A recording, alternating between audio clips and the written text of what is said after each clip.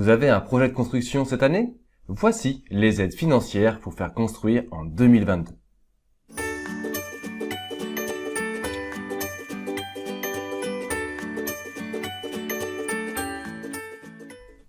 Donc je vais vous lister ici toutes les aides qu'on va présenter dans cette vidéo, sachant que tout est précisé dans l'article du blog où vous allez avoir vraiment les détails, les liens pour consulter les sites pour en savoir plus. Donc n'hésitez pas à consulter la description sous la vidéo pour vraiment consulter la page de l'article du blog onfaitconstruire.fr. Donc on va d'abord voir le prêt à taux zéro, donc le fameux prêt PTZ, le prêt accession sociale, le prêt social location accession, le PSLA qui est plus un mécanisme qu'un prêt en tant que tel.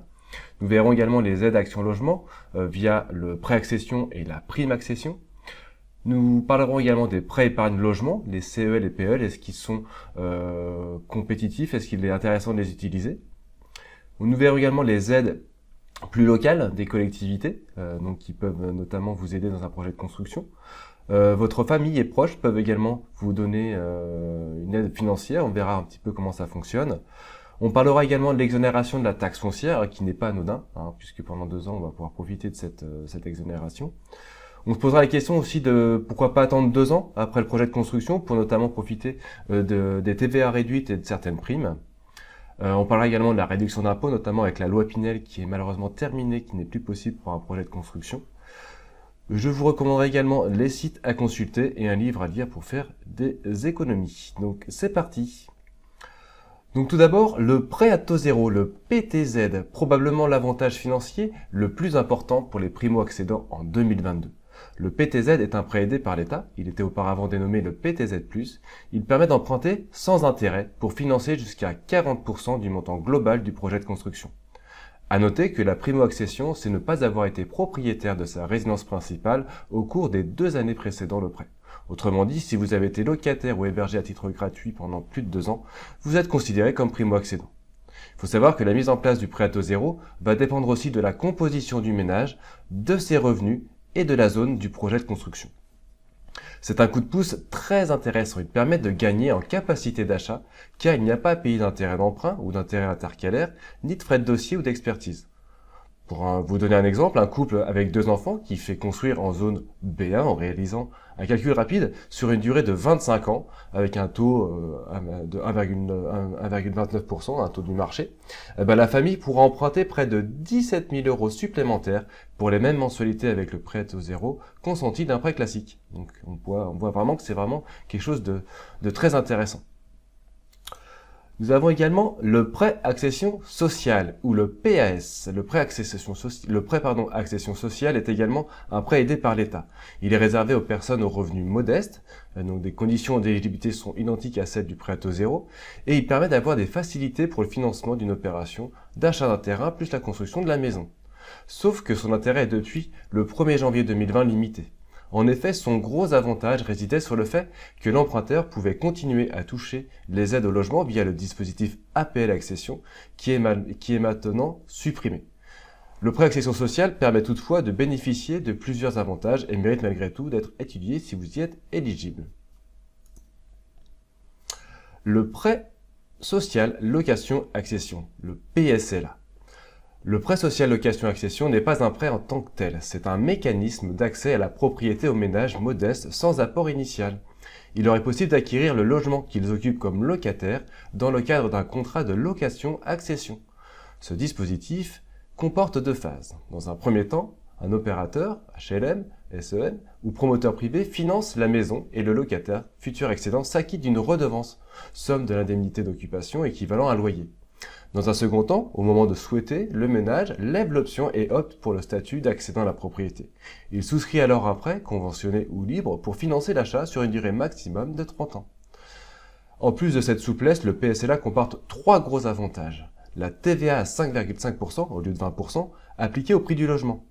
Une exonération de la taxe foncière pendant 15 ans et un prix de cession fixé au contrat qui est minoré tous les ans à 1%, de 1%. Nous avons également les aides Action Logement. Nous avons tout d'abord le prêt accession ou le prêt Action Logement. Le prêt accession d'Action Logement, anciennement le prêt 1% logement, vous est possible si vous êtes salarié d'une entreprise privée non agricole d'au moins 10 salariés. Les salariés du secteur agricole ne sont pas en reste avec l'équivalent le prêt Agri-Accession. Vous trouvez plus de détails sur le prêt aidé sur le site d'Action Logement. Ce prêt immobilier peut financer une partie de votre projet de construction ou d'agrandissement. La maison doit être destinée à habiter comme résidence principale et respecter la réglementation en vigueur. À noter que ce prêt employeur n'intègre plus la zone géographique du projet immobilier dans ses critères d'éligibilité. Votre projet de construction peut donc se faire sur le territoire métropolitain et dans les dom-toms. Vous pourrez aussi bénéficier d'un prêt à taux faible de 0,5% pour une durée libre limitée à 25 ans, d'un montant maximum de 40 000 euros, 20 000 euros pour un agrandissement. Vous avez également la prime accession. Action Logement ne s'arrête pas à un prêt, il propose aussi de manière cumulable une subvention de 10 000 euros pour vous aider encore plus dans le financement de votre projet de construction.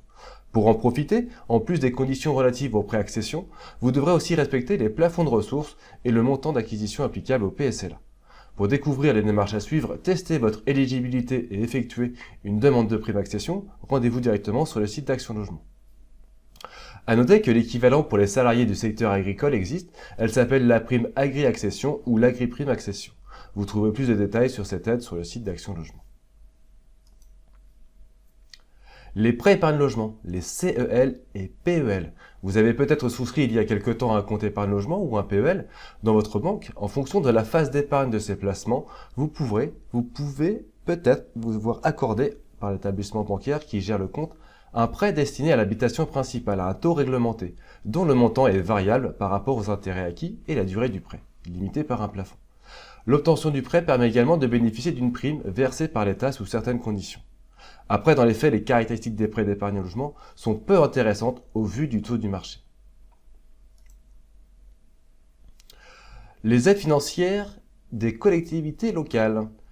Les conseils régionaux, les conseils départementaux et collectivités locales, donc les comités de communes et vos communes, peuvent vous accorder des aides pour financer votre projet de construction en 2022. Ces coups de pouce se présentent sous forme de prêts à taux réduit, voire à taux zéro, ou même des primes, voire des subventions. N'hésitez pas à les contacter.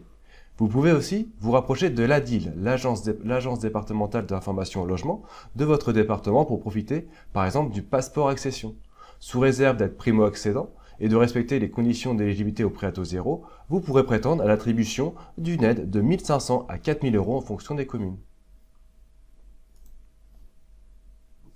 Les aides financières de la famille et proches. Que ce soit sous la forme de donations, de crédits familiaux, vos parents, grands-parents et amis peuvent vous apporter leur aide financière pour votre projet de maison. Concernant les donations, vous devrez vous renseigner en amont sur les droits de succession auprès du fisc pour connaître les barèmes, les abattements et les exonérations possibles.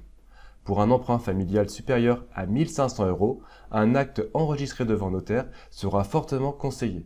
Attention, tout prêt de famille non remboursé assimilé à une donation déguisée peut engendrer un redressement fiscal. L'exonération de la taxe foncière pendant 2 ans. Une fois installé dans votre maison toute neuve, vous pourrez bénéficier d'une exonération de la taxe foncière pendant les 2 premières années. Pour cela, vous devez effectuer une déclaration, le formulaire 6650 pour les impôts locaux, au centre des finances publiques du lieu dont vous dépendez, et ce dans les 90 jours qui suivent l'achèvement des travaux.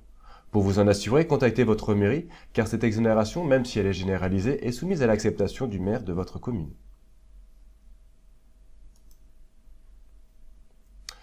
Et 2 ans après la construction? Il est probable que vous repoussiez certains travaux ou l'installation d'équipements faute de budget. C'est souvent le cas au vu du budget important que demande un projet de maison. Savez-vous qu'il peut être judicieux d'attendre au moins 2 ans pour bénéficier d'avantages financiers? En plus d'échelonner les factures des travaux, cela peut vous permettre de faire des économies, notamment avec la prime MaPrimeRénov'. C'est une prime forfaitaire dont le montant est calculé en fonction du revenu fiscal de référence du foyer et des performances énergétiques et écologiques permises par les travaux engagés. Pour connaître le montant et les travaux concernés par cette prime, le ministère de la Transition écologique et solidaire a établi un barème en fonction des plafonds de ressources et la nature des travaux réalisés. Il s'articule autour de 4 profils qui sont sous forme de couleurs, bleu, jaune, violet et rose, ce qui correspond aux différents niveaux de revenus.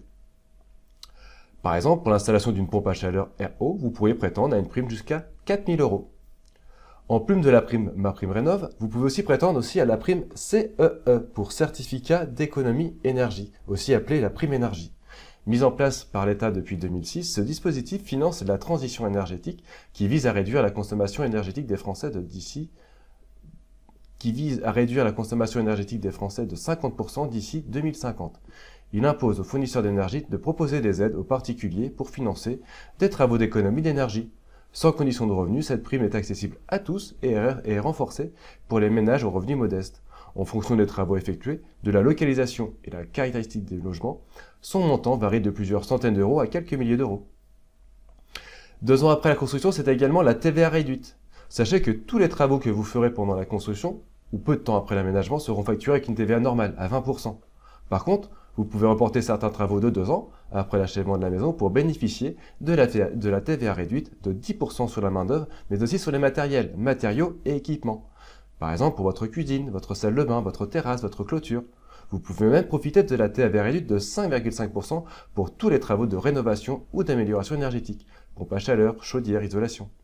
Pour connaître la liste complète des travaux éligibles à la TVA réduite, vous pouvez consulter le site bofip.impôt.gouv.fr. En plus de répartir les dépenses des travaux, vous ferez l'économie de plusieurs centaines, voire milliers d'euros. Pour illustrer cela, prenons l'exemple simple d'un devis de maçonnerie pour un mur de clôture à 15 000 euros hors taxe. Avec une TVA à 20%, vous aurez un prix à 18 000 euros TTC, alors qu'avec une TVA à 10%, le prix serait de 16 500 euros TTC, soit 1 500 euros moins cher. Un petit point sur la réduction d'impôt, donc avec le dispositif Pinel. La loi Pinel, c'est un dispositif fiscal qui vise une réduction d'impôt en investissant dans l'immobilier neuf dans un objectif locatif. Ce dispositif défiscalisant existe depuis septembre 2014 et succède à la loi Duflot. Jusqu'au 31 décembre 2020, la réduction des impôts sur le revenu concernait tous les logements neufs, dont la maison individuelle. Sauf que depuis le 1er janvier 2021, celle-ci s'applique uniquement aux logements situés dans un immeuble collectif et ne concerne plus les logements individuels et pavillonnaires. Il n'est donc plus possible en 2022 de faire construire pour défiscaliser un Pinel. Voici maintenant les sites que je vous recommande de consulter pour aller plus loin dans vos démarches de financement. Vous pouvez aller visiter leur site internet et voir les différentes aides éligibles pour votre projet de maison. Vous avez déjà l'ANIL ou l'ADIL, donc l'Agence départementale pour l'information sur le logement. Vous avez également les sites des collectivités locales de votre région, donc le conseil régional, le conseil départemental, votre comité de communes, votre agglomération, voire la métropole, et bien évidemment votre mairie. Vous pouvez également consulter le site économie du gouvernement, économie.gouv.fr, le site France Rénov, le service public pour les travaux de rénovation de l'habitat, l'ADEME, donc l'Agence de l'environnement et de la maîtrise de l'énergie, et l'ANA, l'Agence nationale de l'habitat.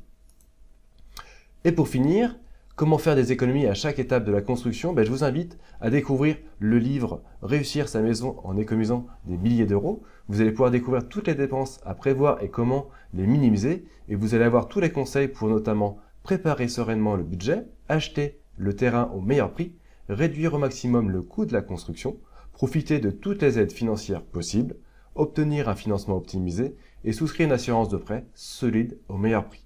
Si vous voulez en savoir plus sur ce livre et le télécharger, vous trouvez le lien sous cette vidéo. N'hésitez pas à ouvrir la description pour cliquer sur le lien de téléchargement.